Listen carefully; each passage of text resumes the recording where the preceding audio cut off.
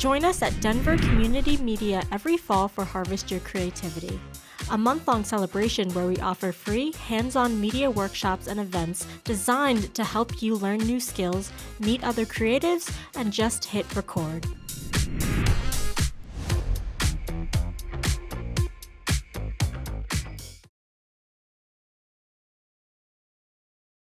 Let's get into it. So first things first, for audio, we are going to want to make sure our microphone is connected to our computer. So that being said, we're going to need just a couple things: an audio interface, typically, as well as a mic and an XLR cable, and then option for a MIDI instrument as well, so you can sample whatever it is you're recording if you are going the production route of things. So first, just make sure your microphone is nice and set up. For a vocalist, and typically for instruments too, you want to be between 6 to 12 inches away from the microphone. Just good practice for setting up your inputs and your outputs. Yeah, so tailor the microphone setup to whatever performance you're capturing. For a vocalist, make sure it's nice and comfy. I have mine set up for myself right here. My pop filter is about, it's right next to the diaphragm of the microphone, so that we're gonna get a nice rich sound should I record any vocals. And then, so yeah, get everything hooked up there, your XLR into your audio interface. You can get a cheap starter one from Focusrite. This is the Scarlett Solo. It's like $100. It's probably less now. And then, yeah, so that's gonna be this little thing right here. And then just briefly, I'm using a condenser microphone, which is really good for picking up a wide range in the frequency spectrum. So it's good at picking up the sibilances in the human voice. They're typically used for human vocals. You can use them as overheads for bands or choruses as well. Condenser pretty much just picks up the fine details of your performance. So for vocals, you can also use a dynamic or a ribbon microphone. I'll just be focusing on the condenser for today. So yeah, once your audio interface is hooked up, your microphone is in, go ahead and get your DAW set up, which is just going to be a digital audio workspace. They have free ones, some called Audacity. Audacity is a good one. GarageBand basically is a light version of what I'm using today, which is Logic Pro for Apple users. Ableton is also a good one. The industry standard for just audio projects, for music projects, is gonna be closer to Pro Tools. Anything and everything works for you. So whether you're using GarageBand or Audacity, you're pretty much good to go. Everything I'm teaching today is gonna stand to be true in any realm here. So let's get our microphone inputs set up. So I've opened a session here. This is my audio track. I already have it monitoring via, what is it called? Oh yeah, so this is our little monitor button, just to make sure that our sound is coming through. So after you have your microphone set up, your musician or your vocalist is comfortable and ready to play, we're gonna gain stage and make sure that our levels are coming in good, so that they're not too hot or not too, I would say cold, but not too, let's see, just so that they're not too weak, basically. Typically with gain staging, you wanna aim for anywhere between -18 and -12 decibels. That is gonna keep you in a good range, so that you're not picking up too much from your noise floor, which, if we look at Google real quick, our noise floor is basically like the background sound in any room or system or space, which these microphones, condenser microphones in particular, do a really good job of picking up, which is a good and bad thing. good for the recording, bad if you have extraneous noise you're not really looking to pick up. The gain staging is going to be where you dial your settings in to make sure you're getting the highest quality recording. So let's go here. I'll record on the track. Let's name it Shaker. And then, we'll start with shakers. Let me see. So when I'm gain staging, I basically want to ask the performer, or if I'm the performer in this case, just basically record or perform at the level you would in the performance. So let's see. I feel like we need some rhythm, y'all. We need some harmony first. So let's.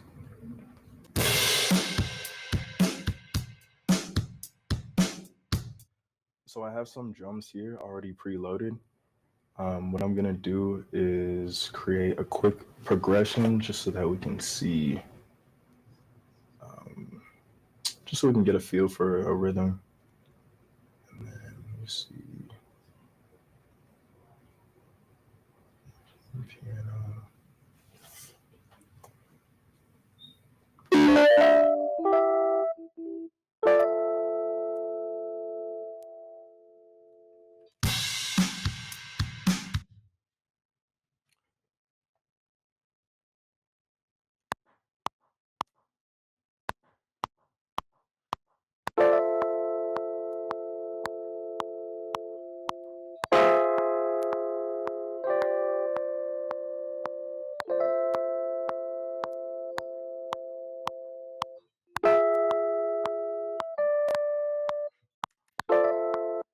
Okay, y'all, this is our little song coming together. Do a quick quantization. Should just be...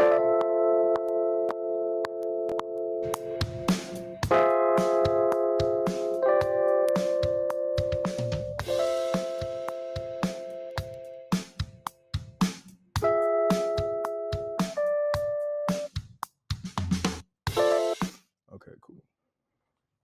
Now, in this recording, there is a little bit of latency, so this might sound a little bit off, but we'll go through quantization and what that looks like, which is basically just making sure everything is on time in your recording.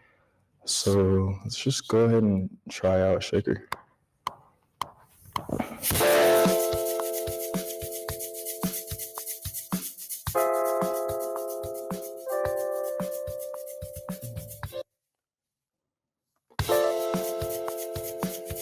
Okay, so it is kind of late, but what we can do here is come into what's called flex mode in Logic Pro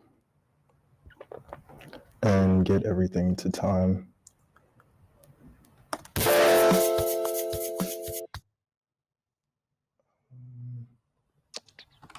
This is slicing. Let's try rhythmic.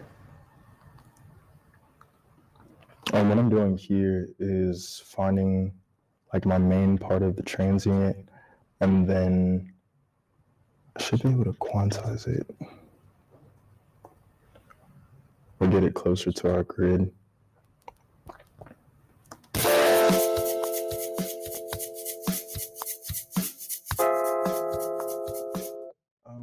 So scratch that. I think the latency is gonna make this a little bit weird, so I'll just use my voice.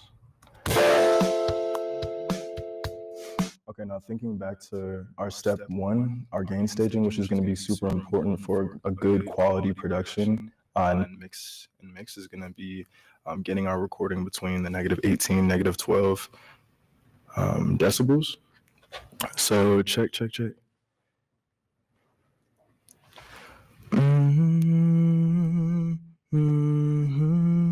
Okay, so I'm at about 30 decibels. So what I do is boost my gain a little bit until I'm, in between the 12 or -12 and -18 range.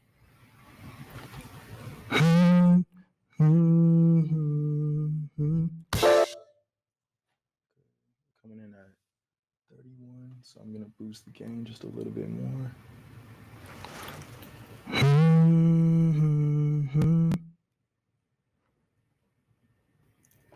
Mm-hmm. 14, okay, that's pretty good. I like 14, so we'll record.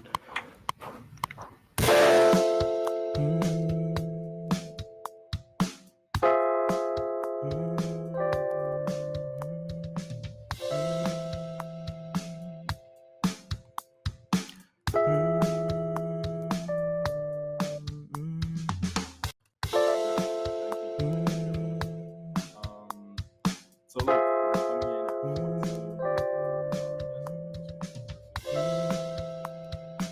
Now this real quick, since it did come up, it seems like we're clipping somewhere. Clipping basically just means the electric or the digital signal has gone past the main threshold. So then our signal is getting basically distorted, which is why it's red here. I think what's doing that is our drum.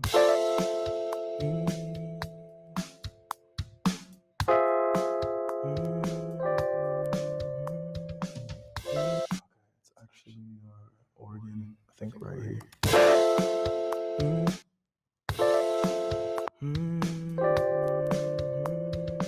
Yep. Some of these stronger notes.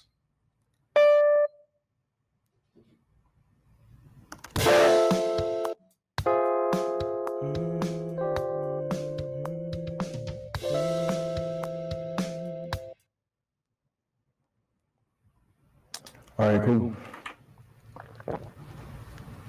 Any questions from the audience so far? Yeah, no. Cool. Okay, so what I'm gonna do really quick, because is I'm going to bounce this MIDI information to a waveform.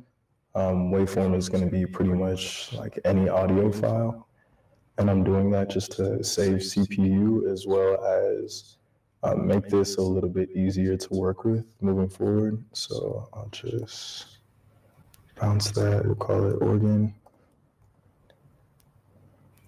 And I'll do the same for this.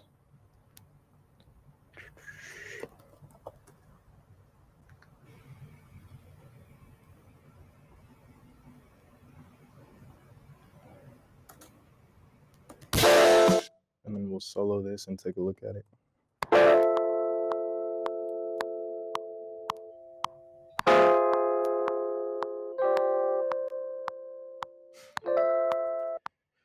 Okay, so same thing with gain staging with recorded instruments or performances is you want, before you mix or balance anything, you want your signal to be peaking at around like -12, -9 dBs, decibels max, which will give you enough headroom a little bit later on down the process of mixing to really give you the space you need to kind of like create more atmosphere out of what it is you're working on. So headroom is just going to be, like I was saying, the space or breathing room left after all of your tracks have been recorded. -12 might seem kind of quiet, but when you have 30 tracks lined up, then a bunch of tracks that are peaking at -12 adds up very quickly. So we're just going to leave that headroom of about 12 dBs for mixing later on. So this is coming in at about -12, so that's good.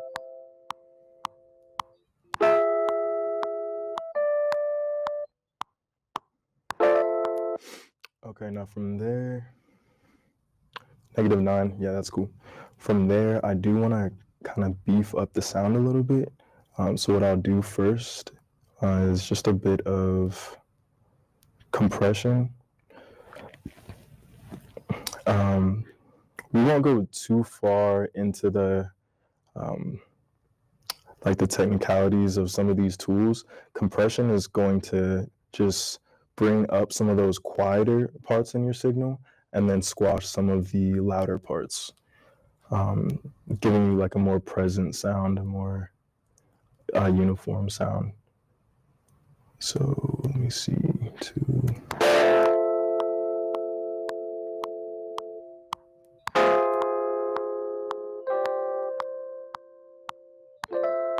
it's about 3 dBs.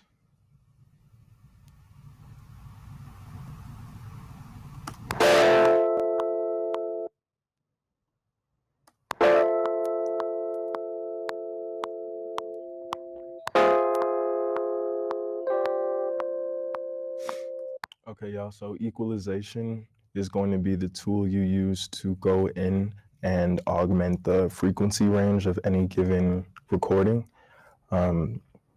This is our graphic EQ. It has a couple different bands, which you use to either boost or attenuate or kind of like make quieter certain frequency ranges. So as far as the organ, you can see that my main frequency is going to be in like the lower mids around here. So with that being said, if I had like a guitar or vocals that also have a pretty low mid-range heavy frequency, then I would know I can come in here and maybe attenuate this a little bit, like turn this part down for my vocal or vice versa. So the EQ is going to be a really strong tool. I'm only working with 3 instruments here, so I don't really see a need to turn anything down. If anything, I might boost the mids just a little for like a brighter sound. And then let's see, my voice, we'll rename this H-Fox.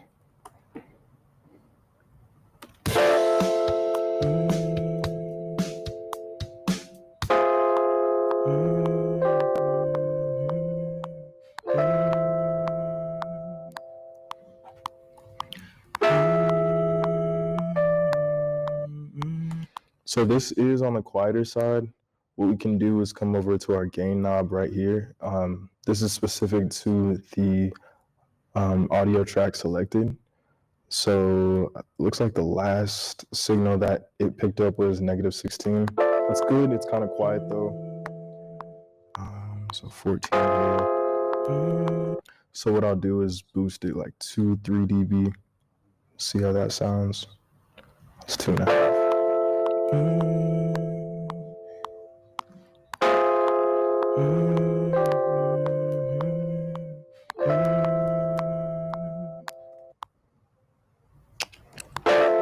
Okay, gonna add a gate.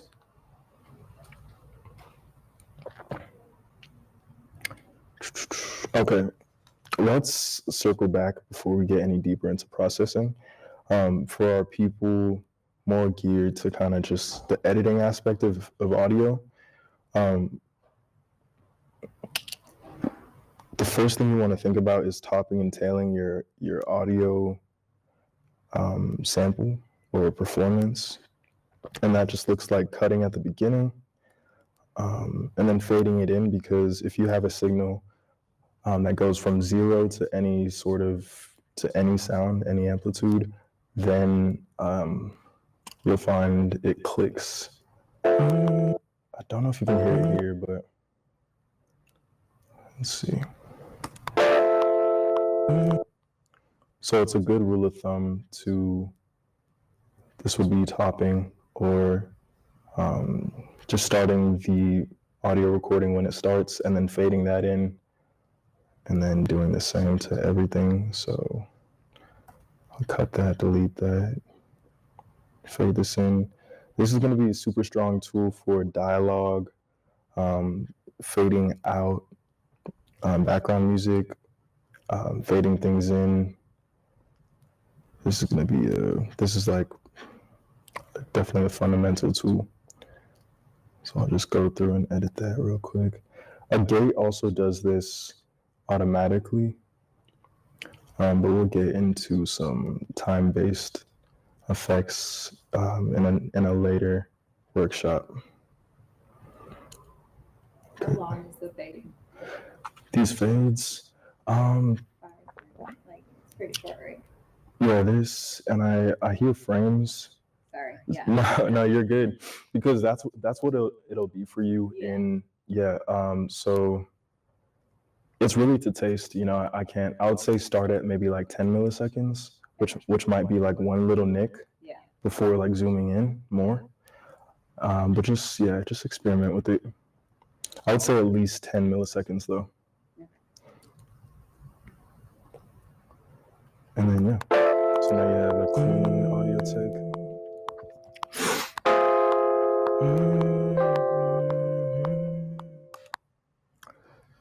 All right, cool. I like that. Let's get back into processing. So it's still kind of boring, kind of quiet. I'm going to use a multipressor, which is a compressor, or it's like a couple different compressors built into one. Basically, I'm just using a compressor to boost the high mids here. Control room, can we get our volume out here increased a little bit, please? Check. Okay, I think that's good. Thank you.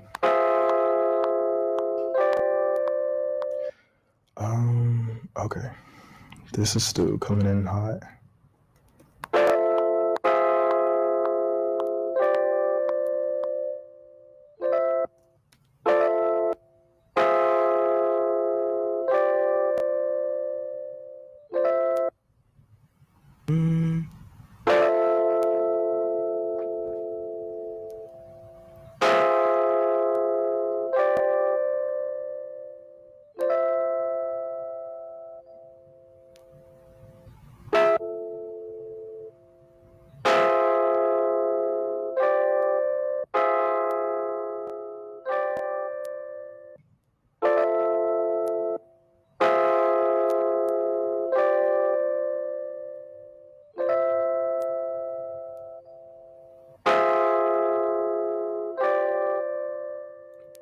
Oh, that's fine.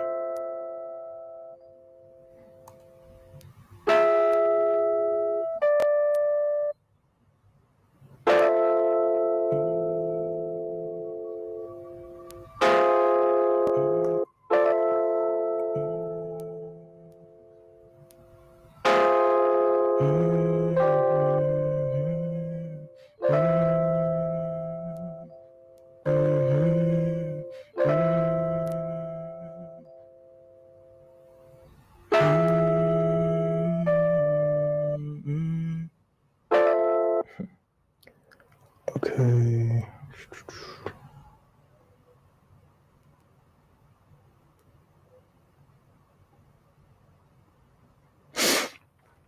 Now there's a point in our recording here on the organ that looks okay on the like visually of the waveform, but you'll see it kind of spikes when we play it.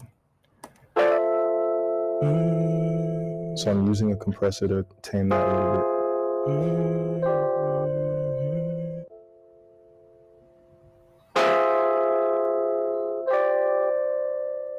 Okay.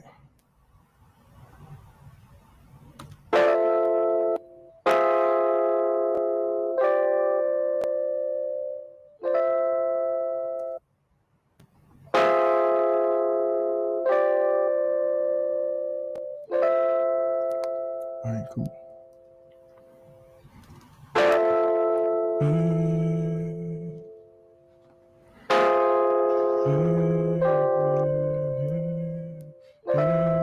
Gonna bring this fader down just a hair.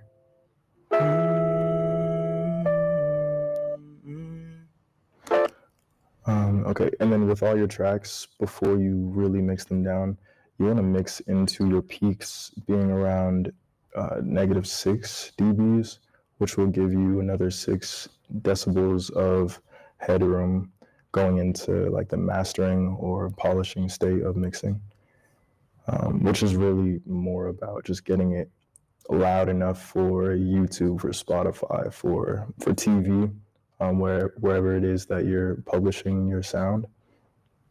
So typically with these, the targeted sound is going to be negative 12 LUFS, which is equivalent to 0 dBs. So that's pretty standard with things like Apple Music, with YouTube and Spotify.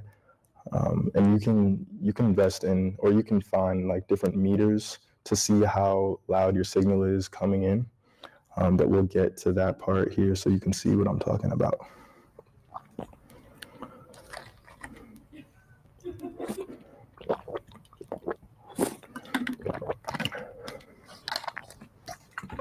Okay, so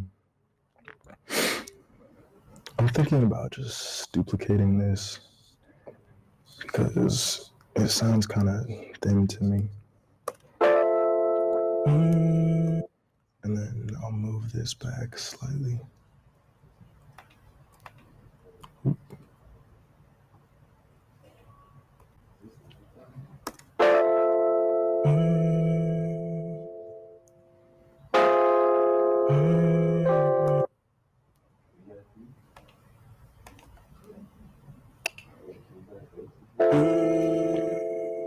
Oh.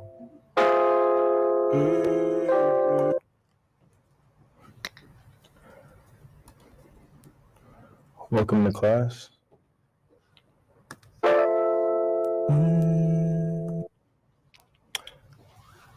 Okay. So now that we have a solid recording, we're going to send some of these signals from our vocals to a reverb track so we can build a little bit of atmosphere here. The stock reverbs in Logic are great. I'm going to be using Valhalla. For those of you who know, you know. Let me see, I'm going with now. And then there's also a formula too for how long your decay should be, depending on your BPM. I believe it's 60,000 divided by your BPM is what you want to aim for the decay on your reverb. So if we download, or if we divide 60,000 by 110, divided by 110, so that gives us 544. It's going to be milliseconds, I believe. So about a half a second for our delay or decay on our reverb, around to 6. And this is all super preferential, but there are like certain formulas that are good to know. Okay, so now that I've created the aux track, what I'll do is route our vocals to it. So bus 4. And then we should be able to hear.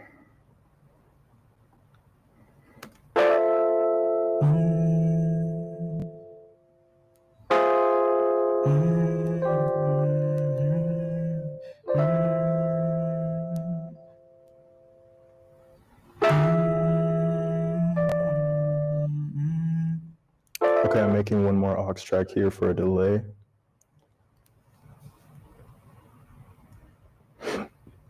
Tape delay is fine. You want to make sure this is all the way wet. Wet just means the effect is fully engaged.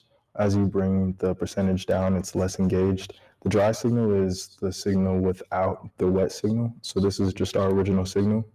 And if we want to hear that on the track as well, there's no need because it's the auxiliary track. About a quarter note is good.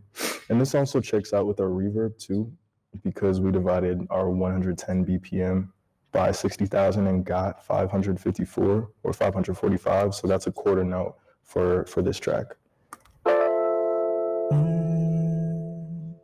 Let's mix that in.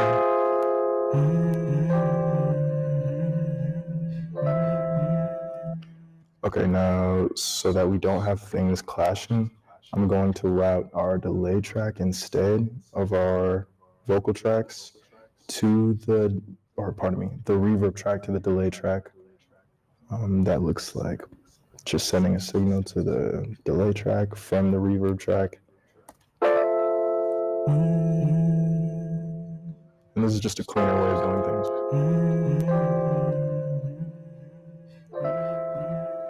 All right, and we see our signal coming in at about 6 dBs. That's perfect. That's as much headroom as we want going into our master.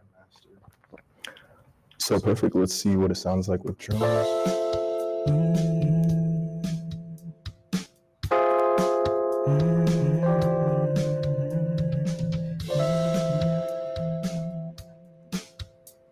Would y'all like to hear it a little bit louder? Yeah? Would y'all, control room, would we mind turning us up a little bit more, please?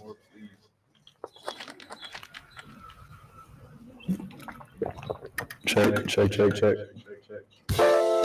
Okay, good. Thank you.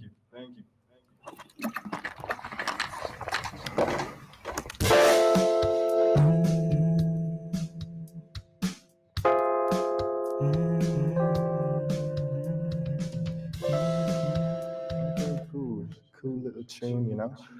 Y'all, we're at negative 3.7 dBs. So just turning on our drums ate into 2.3 dBs of our headroom, which is why we want to make sure we're staying within the negative 12 dBs for our tracks, why we want to make sure we're gain staging correctly, and setting our future selves up for success.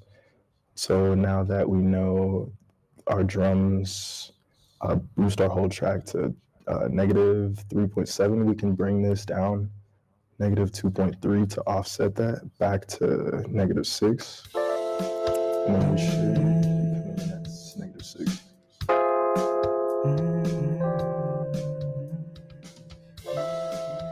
Yeah, so it's right around there.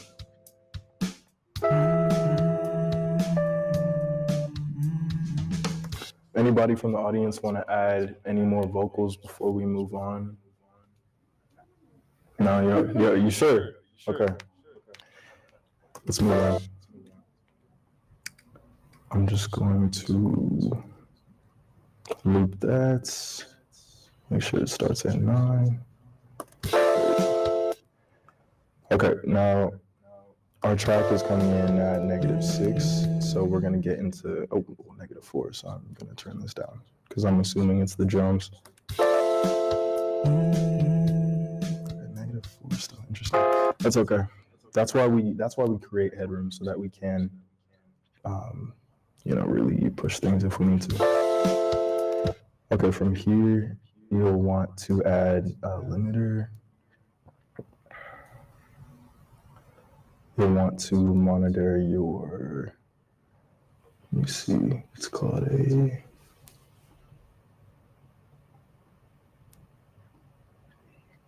your true peak, which is going to give you a better sense for how loud things are. And then a loudness meter, which is going to show you in LUFS how loud your track is. So it's going to be metering, loudness meter for Logic, and we'll see where we're at right now.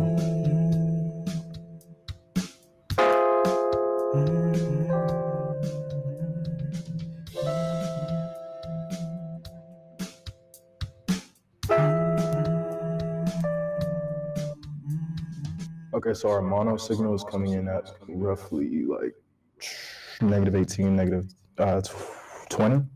Our stereo signal is around like 20, and then integrated negative 18. So we need about 6 dBs to boost this to where it needs to be, so that it's ready for video or for streaming platforms such as Spotify, Apple Music, or even things like YouTube. So we're going to go back to our other tools on the track and then use the limiter to kind of boost into that range we're looking for.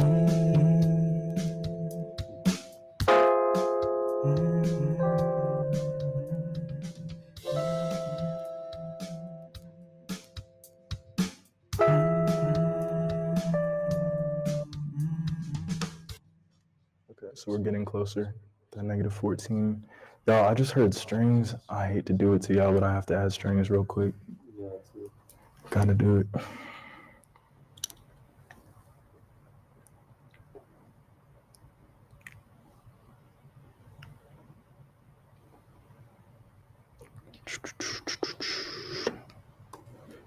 not make this a strings track? It's okay.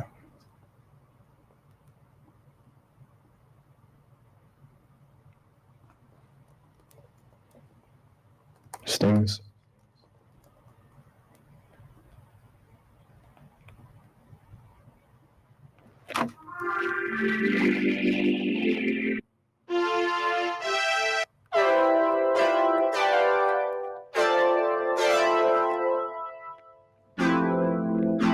Those are nice.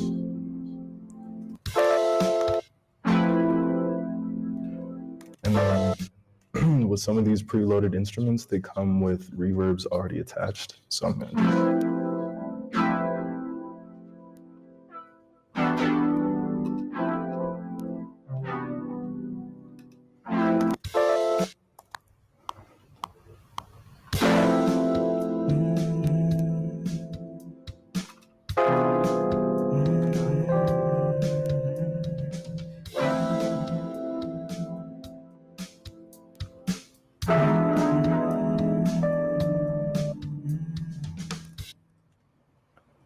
let's see that.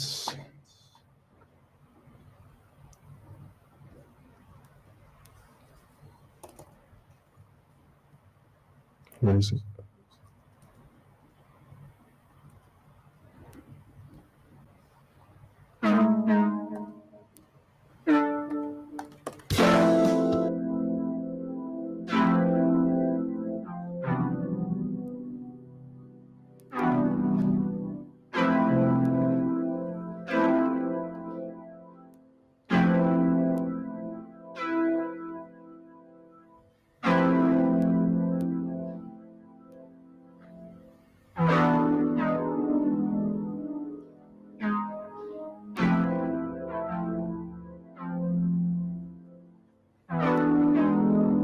That's cool.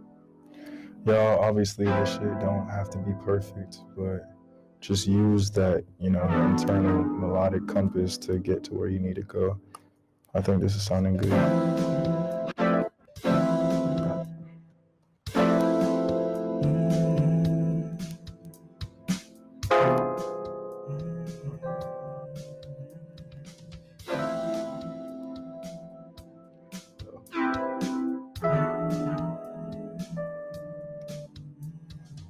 Oh, there we go.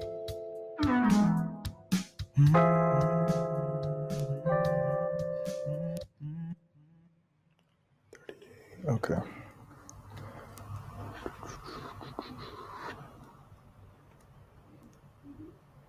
So we bring this in at bar 9 to kind of give the first 8 some room to breathe. I'll loop that there. Give it another 8 count and then bring it back. Let's do the same for vocals.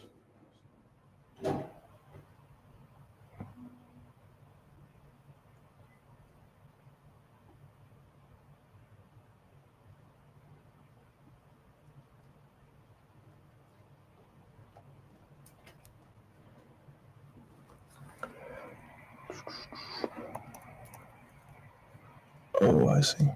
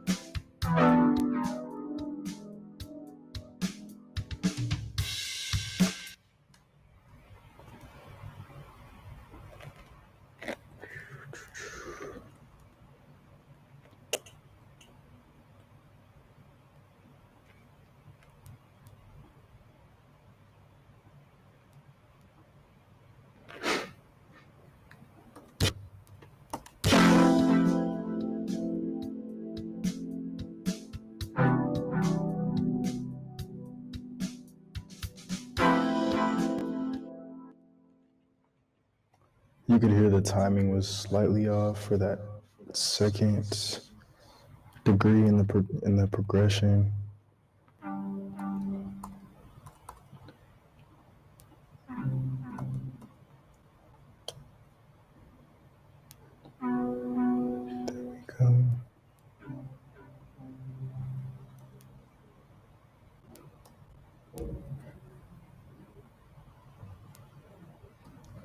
All right, cool.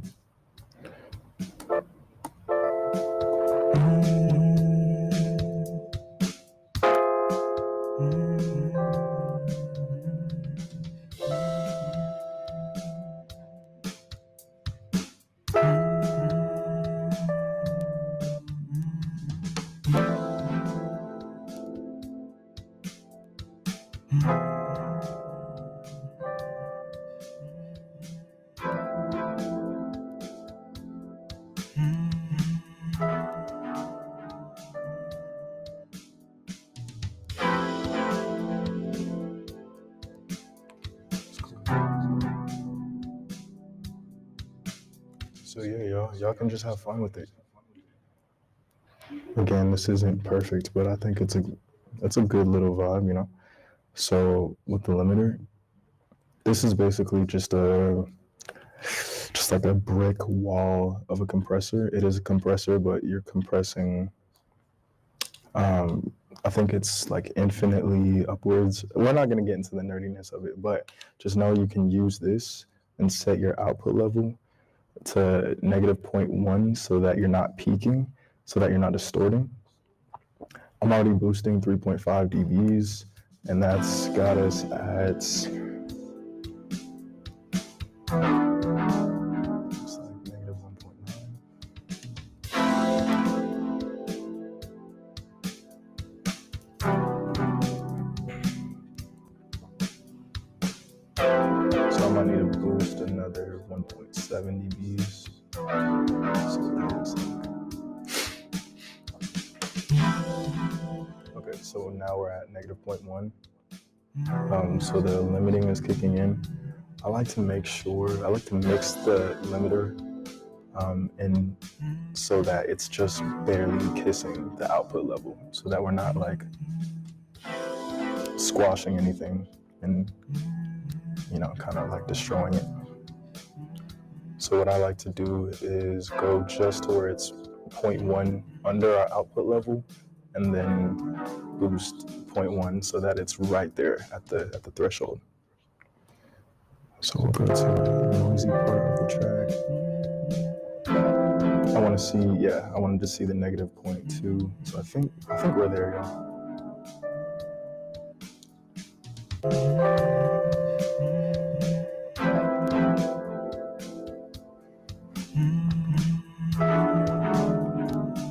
Okay.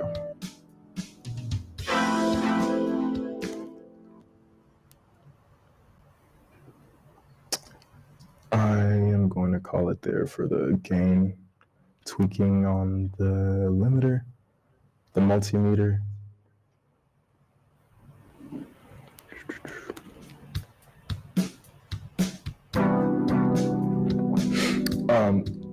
So if you're really getting into the production side of things and you're using Logic, you want to use the multimeter, and you want to aim for your left, true peak, and right, true peak, to sit close to negative 1.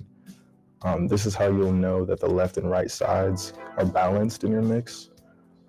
This correlation bar will also show you if there are any discrepancies or kind of like holes in the frequency range. This one surprisingly looks pretty good, all things considered. Our left is pretty lopsided. It looks a little bit louder than the right.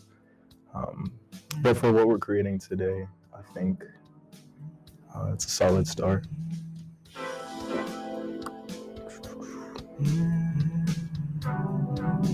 Cool. And then integrated, we're at negative 15.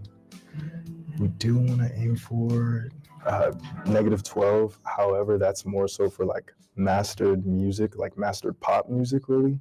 So that is going to be quite a loud track. So if you're coming in at negative 0.1, you're going to be okay, especially if you're not mixing towards a mastered like musical project.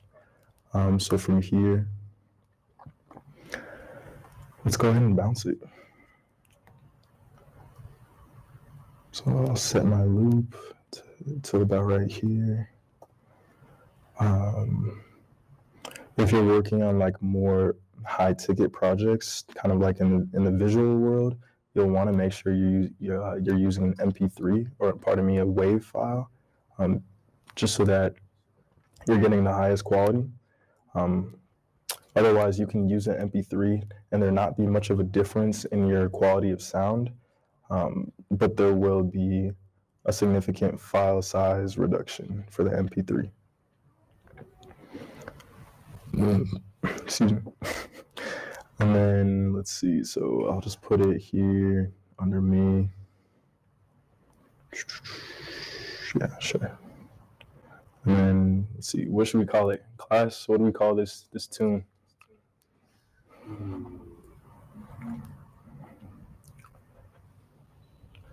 Don't think about it too much. Let's call it that. Don't think about it too much? All right. Did I spell it right? Cool. Oh, what?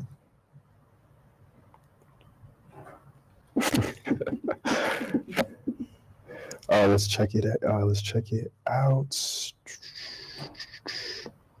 Here it is.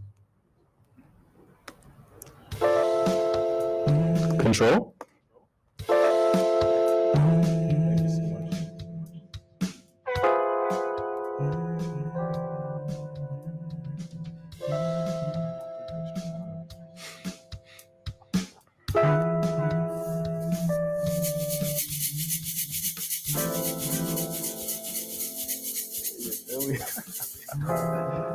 Yes.